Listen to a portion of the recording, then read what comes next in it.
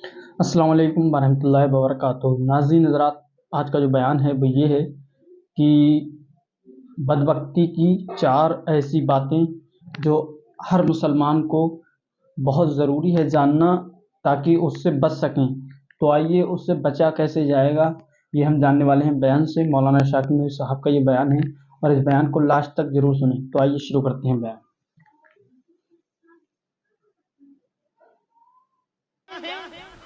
کسی سے پوچھنے کی ضرورت نہیں ہے،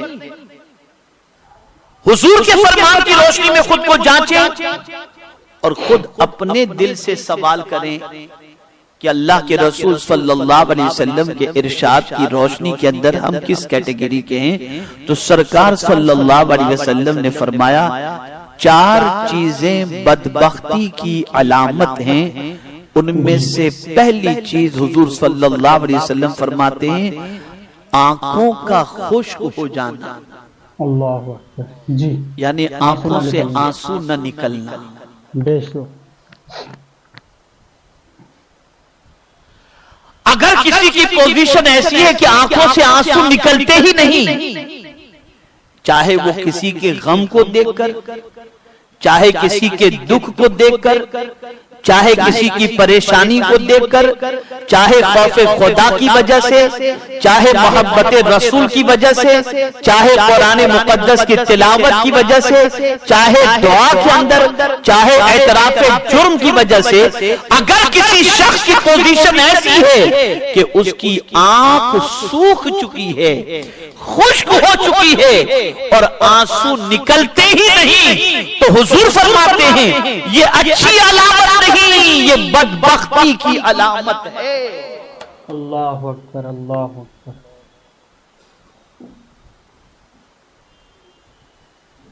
یہ بدبختی کی علامت ہے۔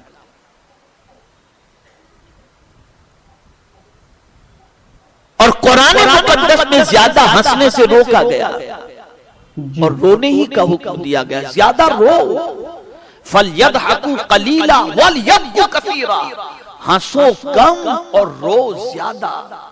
بے شک بے شک۔ اور زیادہ ہنسنے سے دل مردہ ہو جاتا ہے، اللہ تو کم ہنسنے کا حکم دیا گیا اور زیادہ رونے کا حکم دیا گیا۔ اور میرے پیارے آقا صلی اللہ تعالی علیہ وسلم کے پیارے دیوانوں، جب انسان کثرت سے رونے کا عادی بن جائے، بلکہ میں آپ کو بتاؤں سیدنا فاروق اعظم رضی اللہ تعالی عنہ خوف خدا کی وجہ سے اتنا روتے تھے کہ آپ کے آنکھ مبارک کے نیچے ایسے آنسو بہنے کی وجہ سے نشان ہو چکے تھے، اس طرح سے روتے تھے۔ جی سبحان اللہ۔ اور یہاں بہت سارے لوگ یہ کہتے نظر آتے ہیں یہ تو بہت طاقتور ہے یار، اپنے آنسو ایسے جلدی نکلتے نہیں۔ یہ طاقتور نہیں ہے، آپ اسے طاقتور نہیں کہتے۔ مجھے ایک صاحب ملے مدینہ منورہ میں اور انہوں نے مجھ سے کہا کہ حضرت میں کیا بتاؤں، آقا کریم صلی اللہ علیہ وسلم کی بارگاہ میں حاضر ہو کر سلام پیش کرتا ہوں، لیکن مجھے 3-4 دن آئے ہوئے ہو گئے، میرے آنسو نکلتے ہی نہیں۔ اب انہیں افسوس ہو رہا تھا کہ میرے آنسو نہیں نکل رہے۔ تو میں نے ان سے کہا کہ میں آپ کو ایک نسخہ بتاتا ہوں۔ بولے کیا نسخہ؟ تو میں نے کہا نسخہ یہ ہے، جس کسی ولی سے آپ بے پناہ محبت کرتے ہوں، یا عالم سے محبت کرتے ہوں، یا کسی شیخ سے محبت کرتے ہوں، جن کا لکھا ہوا، جن کی کرامتیں یا جن کی باتیں آپ کے دل کو ٹچ کرتی ہوں اور ان سے آپ کو بے پناہ محبت ہو نا، آپ ایک کام کریں، حضور صلی اللہ علیہ وسلم کی سنہری جالیوں کے سامنے کھڑے ہو کر ان کی طرف سے جن سے آپ کو بڑی محبت ہے 12 مرتبہ حضور کی بارگاہ میں ان کی طرف سے درود شریف پیش کر دیں، انشاءاللہ العظیم آپ کی آنکھوں سے آنسو نکلنے شروع ہو جائے گا۔ سبحان اللہ۔ اس کے بعد وہ ملے، یہ عمل کیا انہوں نے، پھر اس کے بعد وہ کہتے ہیں حضرت اب اللہ کا اتنا بڑا کرم ہے، پہنچتے ہی آنکھوں سے آنسو جاری ہو جایا کرتے ہیں، آنسو جاری ہو جاتے ہیں۔ تو آنکھوں کا خشک ہو جانا، آنکھوں سے آنسو کا نہ نکلنا، یہ حضور صلی اللہ علیہ وسلم کے فرمان کی روشنی میں بدبختی کی علامت ہے۔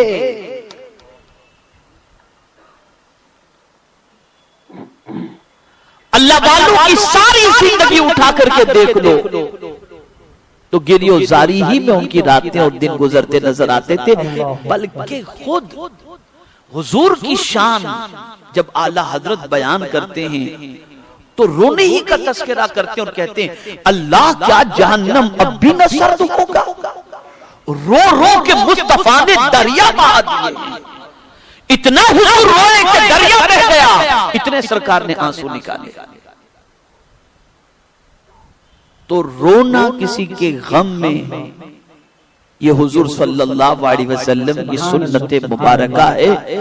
اب یہ جتنی بھی تباہی اس وقت مچی ہے نا، یہ لافٹر چینل اور یہ جوکس اور لطیفے اور یہ ساری چیزوں سے آدمی صرف ہنستا ہی رہتا ہے، اس کی وجہ سے اس کا دل مردہ ہو جاتا ہے۔ تو حضور صلی اللہ علیہ وسلم نے بدبختی کی پہلی علامت بیان فرمائی، آنکھوں کا خشک ہو جانا۔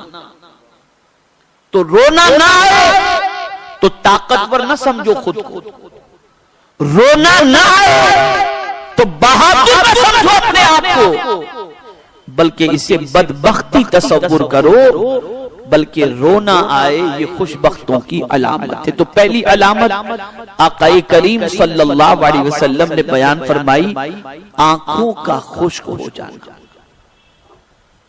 اب دوسری علامت حضور صلی اللہ علیہ وسلم نے بیان فرمائی، دل کا سخت ہونا، ایک دم سخت دل ہو جانا۔ کوئی گڑ گڑا رہا ہے پرواہ نہیں،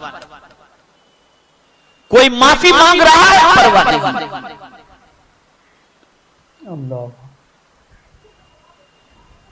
کسی کے آنسو دیکھ کر پگھل جانے کا جذبہ ختم، کسی کا دکھ درد دیکھ کر کے دل کا جو ہے وہ نرم نہ ہونا اور دل کا سخت ہو جانا، اتنا سخت دل کے لاش پڑی ہو لیکن کوئی وہ نہیں۔ اگر ایسا دل بن چکا ہے کہ کسی کے غم پر ٹھنڈا یا نرم ہوتا ہی نہیں، تو یہ دل کا سخت ہونا یہ اچھی علامت نہیں ہے، یہ سرکار کے فرمان کی روشنی میں بدبختی کی علامت ہے۔ اور صحابہ اس سے ڈرتے تھے، اس کا علاج حضور سے پوچھتے تھے۔ ایک صحابی آقا کریم صلی اللہ علیہ وسلم کی بارگاہ میں حاضر ہوئے، عرض کرتے ہیں یا رسول اللہ صلی اللہ علیہ وسلم، میرا دل بڑا سخت ہو چکا ہے، سرکار کچھ کرم فرمائیں کہ دل نرم ہو جائے۔ میرے آقا نے فرمایا سن، کسی یتیم کے سر پر شفقت سے ہاتھ پھیر دے، اللہ تیرے دل کو نرم کر دے گا۔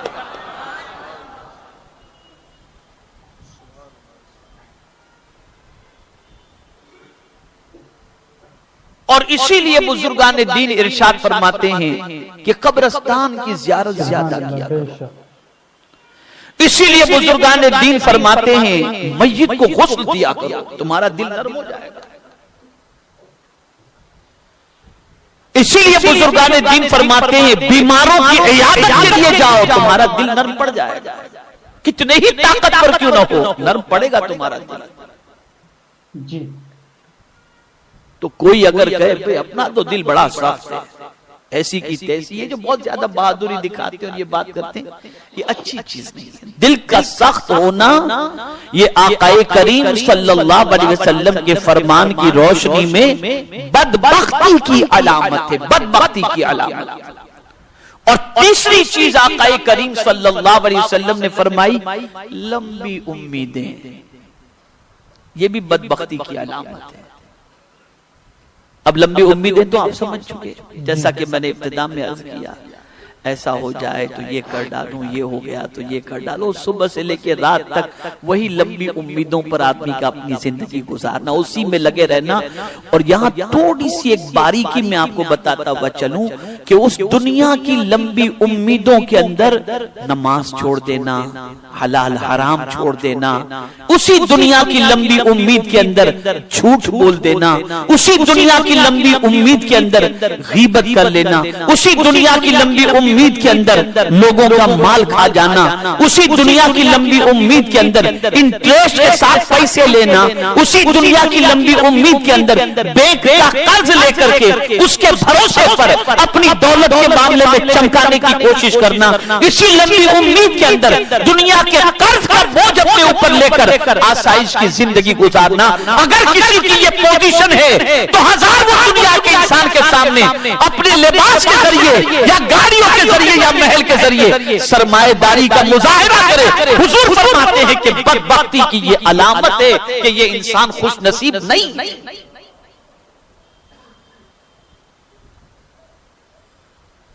خوش نصیب نہیں وہ انسان۔ اور یہ کسی اور نے نہیں، مدینے کے تاجدار صلی اللہ علیہ وسلم نے فرمایا۔ آج بہت سارے لوگ اپنے اسٹیٹس کو مینٹین کرنے کے لیے بینک سے نہ جانے کس طرح سے قرض لیتے ہیں، لوگوں سے قرض لیتے ہیں، لوگوں سے پیسے لیتے ہیں، اور کس کس طریقے سے دنیا کے لوگوں کے ساتھ سارے معاملات کرتے ہیں۔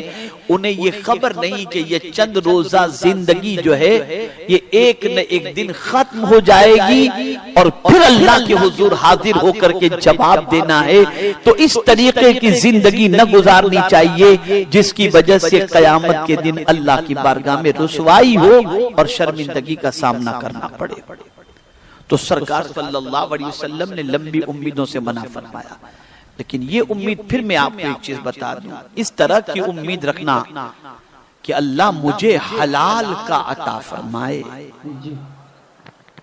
جائز طریقے سے مجھے دولت کمانے کا ذریعہ عطا فرمائے، تو میں اپنی دولت کا استعمال کچلے پریشان غریب مسلمانوں کو اٹھانے میں خرچ کروں گا، تو یہ بہت زیادہ ثواب کا حقدار بن جاتا ہے۔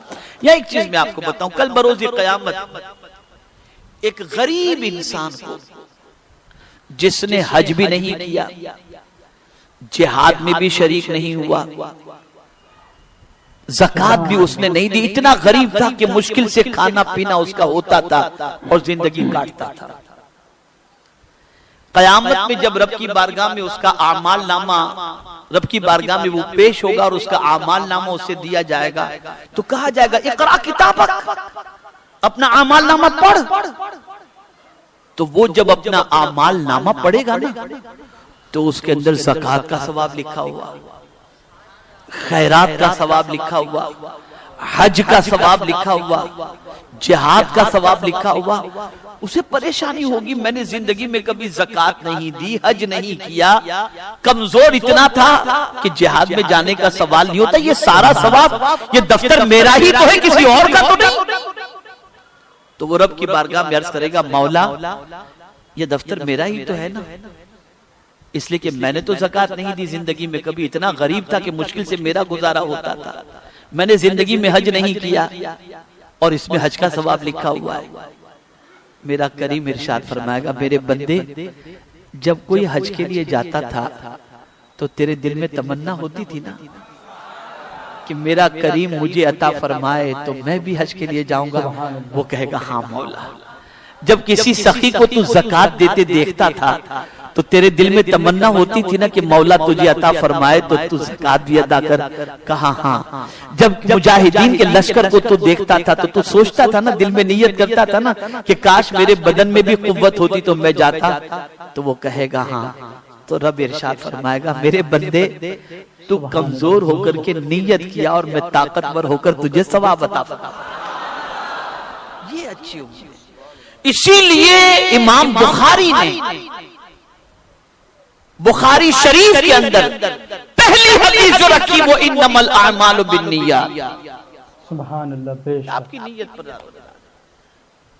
ایک بہت چبھتی ہوئی بات کہوں، بہت چبھتی ہوئی بات، میں آج کل بہت جگہوں پہ یہ بات کہہ رہا ہوں، سبحان اللہ، بے شک، اور آج آپ کو بھی کہہ دیتا ہوں، کسی سے فتویٰ مت لو آپ کہ آپ کیا ہو، آپ کے ضمیر سے پوچھو، میں جو پوچھنے کے لیے بولتا ہوں، آپ ہو یا ہم ہو، کسے باشد، سب اپنے ضمیر سے پوچھو۔ ایک سوال پوچھتا ہوں،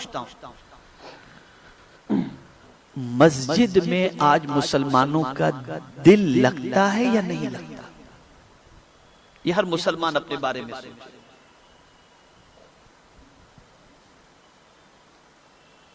ایسا جی چاہتا ہے کہ چلو تھوڑی دیر مسجد میں بیٹھ کر تلاوت کر لیں، یا ایسا جی چاہتا ہے یار چلو بھاگو جلدی سے باہر نکلو؟ تو معذرت کے ساتھ کہتا ہوں بہت کم ایسے ملیں گے جن کو مسجد میں بیٹھ کر تلاوت کرنا اچھا لگتا ہوگا۔ تو اب کسی سے فتویٰ لینے کی ضرورت نہیں۔ سیدنا صدیق اکبر رضی اللہ تعالی عنہ فرماتے ہیں اگر تمہارا دل مسجد میں نہ لگے تو اپنے ایمان کا جائزہ لو، اس لیے کہ جس کا ایمان کمزور ہوتا ہے اس کا دل مسجد میں نہیں لگتا۔